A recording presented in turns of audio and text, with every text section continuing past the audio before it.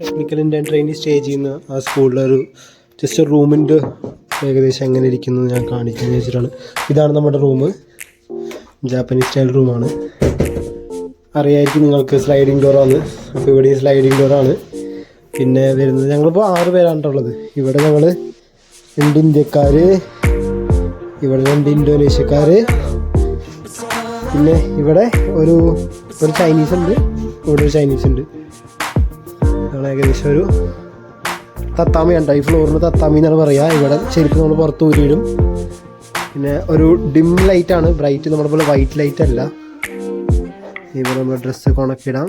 നല്ല വ്യൂ ആണ് കേട്ടോ. എൻ്റെ രാവിലെ ഈ സമയത്ത് എൻ്റെ ഫോൺ ഉണ്ടാവില്ല, അതാണ് പ്രശ്നം. ജസ്റ്റ് നമ്മുടെ വാഷ്റൂം ഒന്ന് കാണിച്ചു തരാം.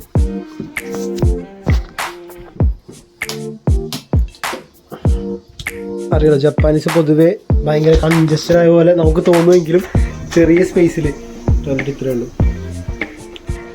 ചെറിയ സ്പേസിലായിരിക്കും അവരുടെ മൊത്തത്തിൽ എല്ലാ വീടുകളും. പിന്നെ ചെറിയ 2 വാർഡ്രോബ്.